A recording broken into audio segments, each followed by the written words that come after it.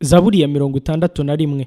Zaburi iyi yahimbiwe umutware w'abaririmbyi babwira inanga. Ni zaburi ya Dawidi. Mana, umva gutaka kwanjye, tyariza ugutwi gusenga kwanjye. Mpagaze ku mpera y'isi nzajya ngutabaza uko umutima wanjye uzagwa isari. Unshyire ku gitare kirekire nta kwishyiraho, kuko wambereye ubuhungiro n'igihome kirekire kinkingira umwanzi. Nzaguma mu ihema ryawe iteka, nzahungira mu bwihisho bwo mu mababa yawe. Kuko wowe Mana wumvise umuhigo wanjye, umpaye umwandu uhabwa abubaha izina ryawe. Uzongerera umwami iminsi y'ubugingo bwe, imyaka y'izabe nk'iy'ab'ibihe byinshi. Azaguma mu maso y'Imana iteka, itegura imbabazi n'umurava kugira ngo bimurinde.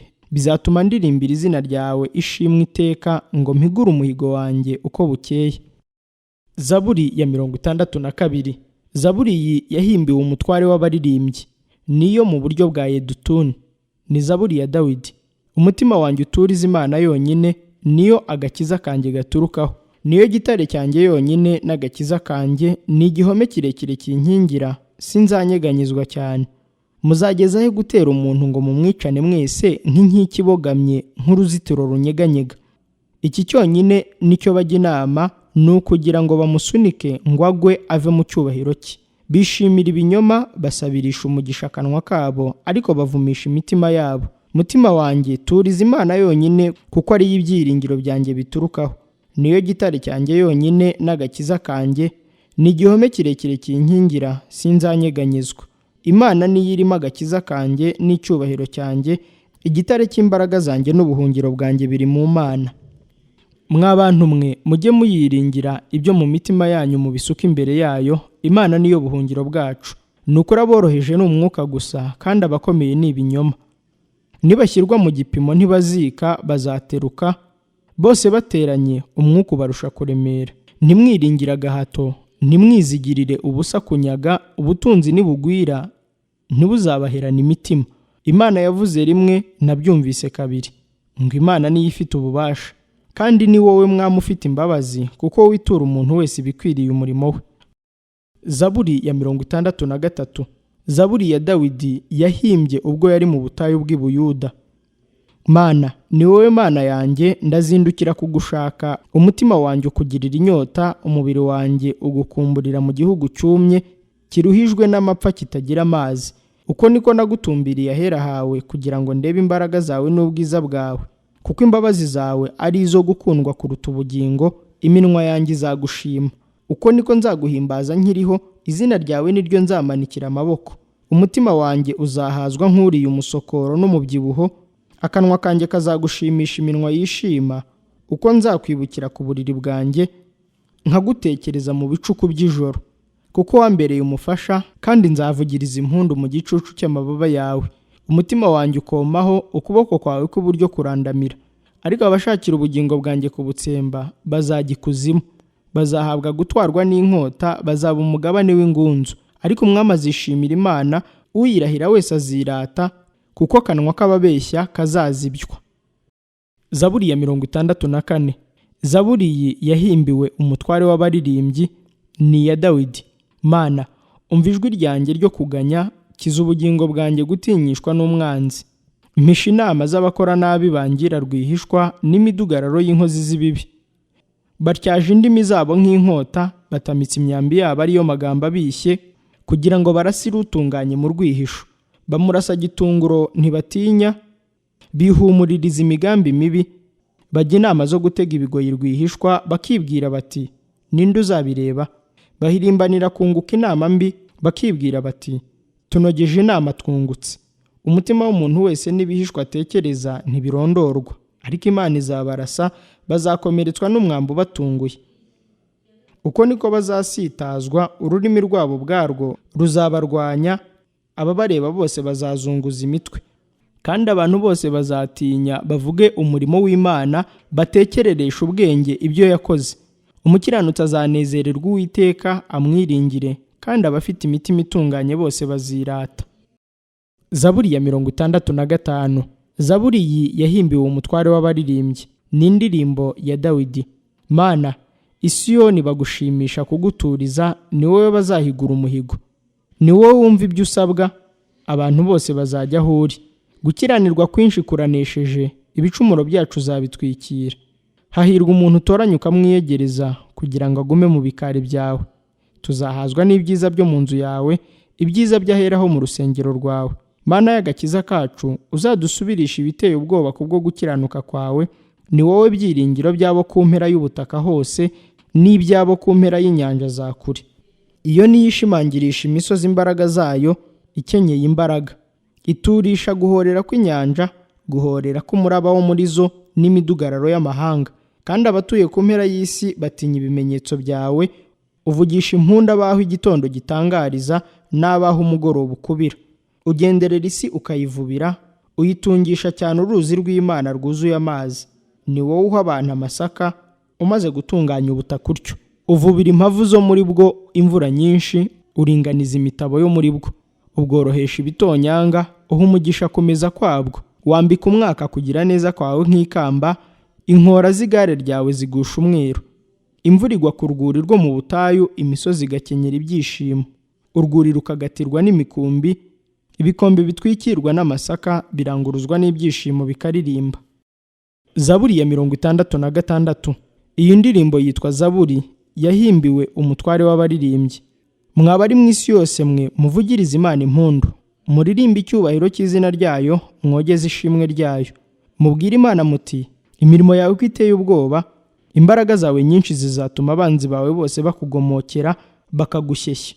Abo mu isi yose bazagusenga bakuririmbire, bazaririmbira izina ryawe. Nimuze murebe imirimo y'Imana iteye ubwoba kubyigirira abantu. Yahinduye inyanja ubutaka, kandi bambukishije uruzi ibirenge, aho niho twayishimiriye. Itegekesha imbaraga zayo iteka, amaso yayo yitegereza amahanga, abagome be kwishyira hejuru. Mwa mahanga mwe muhimbaza Imana yacu, mwumvikanisha ijwi ry'ishimwe ryayo. Irindira imitima yacu mu bugingo, kandi ntikundira ibirenge byacu ko biteguza. Kuko Mana waratugerageje, watuvugutiye nk'uko bavugutira ifeza. Wadutoje ikigoyi, waduhekesheje umutwaro uremereye mu mugongo. Wahaye abantu kudukandagiza ku mitwe amafarashi abahetse. Twanyuze mu muriro no mu mazi, maze udukuramo udushyira ahantu h'uburumbuke. Ndinjirana ibitambo byokeje mu nzu yawe, ndaguhigura umuhigo naguhize. Wabumbuje iminwa yanjye, akanwa kanjye kakawuvuga ubwo nari mu mubabaro. Ndagutambira ibitambo byokeje by'amatungo abyibushye, ari mu mubabwe w'amasekurume y'intama, ndatamba amapfizi n'ihene. Mwabubaha Imana mwese mwe, nimuze mwumve. Nanjye ndavuga ibyo yakoreye ubugingo bwanjye. Nayitakirishije akanwa kanjye, ururimi rwanjye rwarayihimbaje. Iyaba naribwiraga ibyo gukiranirwa mu mutima wanjye, Uwiteka ntaba anyumviye. Ariko koko Imana iranyumviye, ityarije ugutwi ijwi ryo gusenga kwanjye. Imana ihimbazwe itanze kumva gusenga kwanjye, kandi itankuyeho imbabazi zayo. Zaburi ya 67. Zaburi iyi yahimbiwe umutware w'abaririmbyi babwira inanga. Ni indirimbo yitwa Zaburi. Imana itubabarire iduhe umugisha, itumurikishirize mu maso hayo, kugira ngo inzira yawe imenywe mu isi, ubugingo bwawe bukiza bumenywe mu mahanga yose. Mana, amoko agushime, amoko yose agushime. Amahanga yishime aririmbishwe n'ibyishimo, kuko uzacira amoko imanza z'ukuri, kandi uzashorerera amahanga mu isi. Mana, amoko agushime, amoko yose agushime. Ubutaka bweza umwero wabwo. Imana niyo Mana yacu, izaduha umugisha. Imana izaduha umugisha, kandi abo ku mpera y'isi hose bazayubaha. Zaburi ya 68. Zaburi iyi yahimbiwe umutware w'abaririmbyi. Ni indirimbo ya Dawidi yitwa Zaburi. Imana izahaguruka abanzi bayo batatane, kandi abayanga bazahunga mu maso hayo. Nk'uko umwotsi utumuka niko uzabatumura, nk'uko ibimamara biyagira imbere y'umuriro niko abanyamahanga bazarimbukira imbere y'Imana. Ariko abakiranutsi bazanezerwa, bazishimira imbere y'Imana, ni koko bazishima ibyishimo.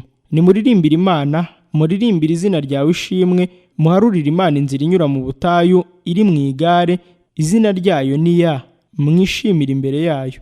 Imana iri mu buturo bwayo bwera, ni se w'imfubyi n'umucamanza urengera abapfakazi. Imana ibesha mu mazu abatagira shinge na rugero, ibohora imbohe ikaziha kugubwa neza, ariko abagome bakaba mu gihugu gikakaye. Mana, ubwo wajyaga imbere y'ubwoko bwawe, ubwo wagendaga mu butayu, isi yahinze igishyitsi, ijuru riyengera imbere y'Imana. Sinayi iriyihinda igishyitsi imbere y'Imana, niyo Mana y'Abisirayeli.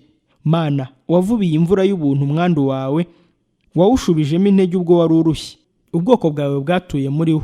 Mana, witeguriye umunyamubabaro kubwo kugira neza kwawe. Umwami Imana yatanze itegeko, abagore bamamaza inkuru baba benshi. Abami bagaba ingabo barahunga, umugore usigaye mu rugo niwe ugabanya iminyago. Mukiryama mu ngo z'intama, amababa y'inuma akengeranaho ifeza, n'amoya yayo akengeranaho izahabu y'amazi. Ubwo ishobora byose yatatanirizaga abami mu gihugu, shelegi yagwaga kuri Salumoni. Umusozi w'i Bashani ni umusozi w'Imana, umusozi w'i Bashani ni umusozi w'impinga nyinshi. Mwa misozi y'impinga myinshi mwe, ni iki gituma murebana ishyari umusozi Imana yashatse kubaho? Ni koko Uwiteka azawubaho iteka ryose. Amagare y'Imana abarika inzovu ebyiri. Ni koko ni ibihumbi n'ibihumbi, Umwami Imana iri hagati yayo, Sinayi iraheraho mu rusengero. Urazamutse ujya hejuru ujyanye iminyago, uherewe impano hagati y'abantu, ni koko uziherewe hagati y'abagome nabo, kugira ngo Uwiteka Imana ibane nabo. Umwami ahimbazwe, utwikorerera umutwaro uko bukeye, niwe Mana itubera agakiza. Imana itubera Imana y'agakiza, idukiza kenshi, kandi Uwiteka Umwami niwe ubasha gukura mu rupfu. Ariko Imana izamenagura imitwe y'abanzi bayo, n'igikoba kiriho umusatsi cy'umuntu wese ukomeza kwishyiraho urubanza. Umwami Imana yaravuze iti, nzabagarura bava i Bashani, nzabagarura bava imuhengeri w'inyanja, kugira ngo winike ikirenge cyawe mu maraso, indimi z'imbwa zawe zigabana abanzi bawe. Mana, barebye amagenda yawe, amagenda y'Imana yanjye, niyo Mwami wanjye, yinjira ahera. Abaririmbyi bagiye imbere, abacuranzi bakurikiyeho, hagati y'abakobwa bavuza amashako. Muhimbarize Imana mu materaniro, mwabakomotse ku isoko ya Isirayeli mwe, muhimbaze Umwami Imana. Nguriye umuryango wa Benyamini umuhererezi, niwo mutware wabo, harimo n'abakomeye b'Abayuda n'umutwe wabo, n'abakomeye b'Abazebuluni n'abakomeye b'Abanafutali. Imana yawe igutegekeye imbaraga. Mana, komeza ibyo wadukoreye, uri mu rusengero rwawe i Yerusalemu, niho abami bazakuzanira amaturo. Hana ya nyamaswa yo mu rufunzo n'amapfizi menshi n'inyana zo mu mahanga, kugira ngo bakuramye bazanye ibice by'ifeza, tatanya amahanga yishimira intambara. Abakomeye bazaza bavuye muri Egiputa, Etiyopiya bazihuta kuramburira Imana amaboko yaho. Mwa bihugu by'abami bo mu isi mwe, muririmbire Imana, muririmbire Umwami ishimwe. Niwe ugenda ku ijuru ryo hejuru y'amajuru yose, ryahozeho na kera kose. Dore avuga ijwi rikomeye. Mwaturire Imana ko ifite imbaraga, ubwiza bwayo buri hejuru y'Abisirayeli, imbaraga zayo ziri mu bicu. Mana, uteye ubwoba uri ahera hawe, Imana y'Abisirayeli niyo iha abantu bayo imbaraga no gukomera. Imana ihimbazwe. Zaburi ya 69. Zaburi iyi yahimbiwe umutware w'abaririmbyi babwirisha inanga, ijwi ryitwa Marebe. Ni Zaburi ya Dawidi. Mana, nkiza kuko amazi ageze no ku bugingo bwanjye.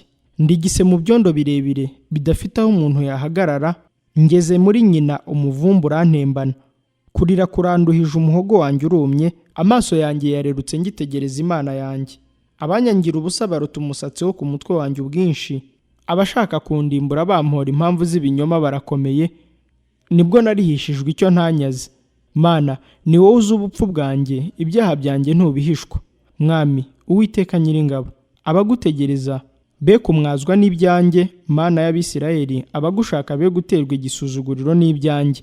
Kuko nihanganira ibitutsi bakuntukira, mu maso hanjye huzuye ipfunwe.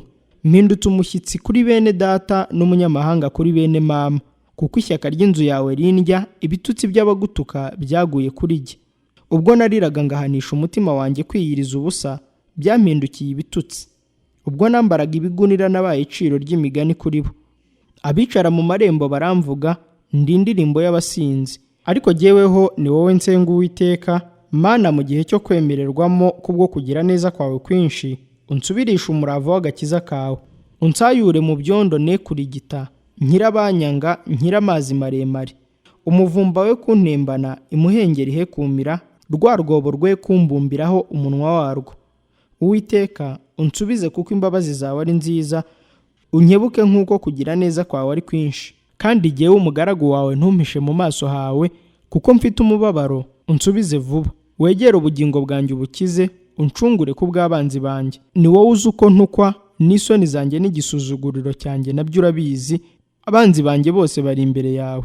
ibitutsi byamenaguye umutima, ndarwaye cyane. Nashatse uwangirira imbabazi ariko ntihaboneka n'umwe. Nashatse abo kumara umubabaro ndababura.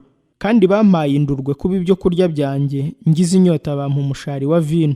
Ameza yabo imbere yabo ahinduka ikigoyi, bakiri mu mahoro ahinduka umutego. Amaso yabo ahumwe batareba, uhindisha umushyitsi ikiyunguyungu cyabo iteka. Ubasukeho uburakari bwawe, umujinya w'inkazi wawe ubagereho. Iwabo hasigara ubusa, kandi ntihakagire uba mu mahema yabo, kuko bagenza uwo wakubise, kandi bavuga umubabaro wabo wakomerekeje. Rundanya ibyaha ku byaha byabo, be kwinjira mu byo gukiranuka kwawe. Basibanganywe mu gitabo cy'ubugingo, be kwandikanwa n'abakiranutsi. Ariko jyeweho ndi umunyamubabaro ndaribwa. Mana, agakiza kawe kanshyire hejuru. Nzashimisha izina ry'Imana indirimbo, nzayihimbarisha ishimwe ry'ibyo yankoreye. Ibyo bizanezeza Uwiteka birusha imfizi cyangwa ikimasa gifite amahembe cyatuye inzara. Abagwaneza bazabireba bishime, mwabashaka Imana mwe, imitima yanyu isubizwemo ubugingo. Kuko Uwiteka yumva abakene, ntasuzugura abe bari mu nzu y'imbohe. Ijuru n'isi bimushime, n'inyanja n'ibizigendamo byose. Kuko Imana izakiza Siyoni, ikubaka imidugudu ya Yuda, bazayibamo igihugu kibabere gakondo. Kandi urubyaro rw'abagaragu bayo ruzakiragwa, abakunda izina ryayo bazagituramo. Zaburi ya 70. Zaburi iyi yahimbiwe umutware w'abaririmbyi. Ni iya Dawidi, yahimbiwe kuba urwibutso. Mana, tebuka unkize. Uwiteka, tebuka untabare. Abashaka ubugingo bwanjye bakorwe n'isoni bamware, abishimira ibyago byanjye basubizwe inyuma bagira igisuzuguriro. Abambwira bati, aha, aha, basubizwe inyuma ku bw'isoni zabo. Abagushaka bose bakwishimire bakunezererwe. Abakunda agakiza kawe bajye bavuga bati, Imana ihimbazwe. Ariko jyeweho ndi umunyamubabaro n'umukene. Mana, tebuka uza aho ndi, ni wowe mutabazi wanjye n'umukiza wanjye.